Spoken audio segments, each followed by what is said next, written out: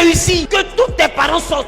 Arrête de les chercher quand tu te bats. Tu ne vas pas les trouver. Ils t'attendent au carrefour de la réussite. Parce que c'est toi qui vas donner un nom à la famille. C'est toi qui vas donner un nom à la famille. C'est toi qui donneras un nom à la famille. Celui qui transporte le nom là, c'est lui qui mène le combat. Et tu es en train de te battre. Tu es seul parce que tu transportes un nom. À partir de toi, il y a un nom qui sera grand. C'est pourquoi personne ne doit t'aider. Dans le calcul de Dieu, c'est comme ça. Personne ne doit t'aider. Non, il n'y a personne pour m'aider. Qui doit t'aider?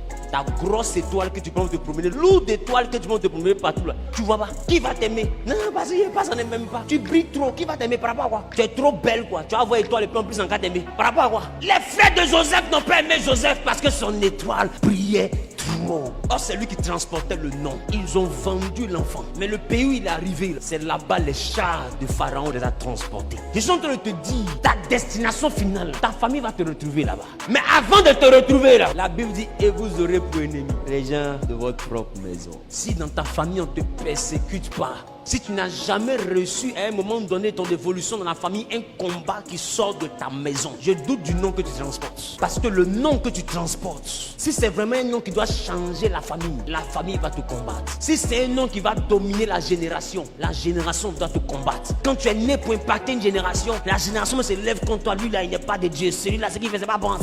Parce que tu as une étoile qui transforme. Il dit le grain qu'on met en terre, s'il ne meurt, il ne peut porter de fruits. Mais tu penses que le grain on met en terre, tu penses que lui-même il décide de mourir? Il va t'expliquer ce qui le tue. C'est le sable qu'on met sur lui.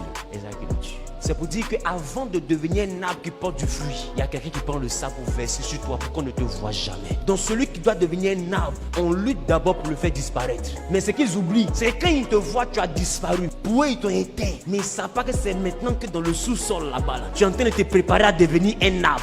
Ils ont fermé la page, ils ont signalé la page et ça me fait rire. Or ce qu'ils oublient, pendant qu'eux ils ferment page, ce que Dieu est en train de faire, depuis ils ont fermé page. Moi il répète, mais non page est en train de me distraire, j'arrivais pas à voir.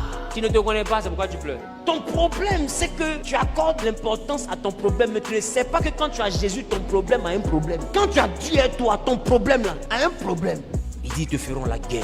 Ah, mais ils ne te vaincront pas. Ne mets jamais dans ta tête, non, l'histoire de ma maman. C'est ce qui est en train de se reproduire dans ma vie. Mets dans ta tête, l'histoire de ma maman. C'est l'histoire de ma maman. L'histoire de mon papa. C'est l'histoire de mon papa. Si mon papa est né derrière bananier, qu'il a décidé de mourir derrière manguier, c'est son histoire. S'il m'a couché à côté de bananier, c'est encore son histoire. Mais si je suis mort sous le bananier, c'est que le bananier là, c'est mon histoire. Personne ne changera ta vie à ta place. Dis à ton voisin, personne.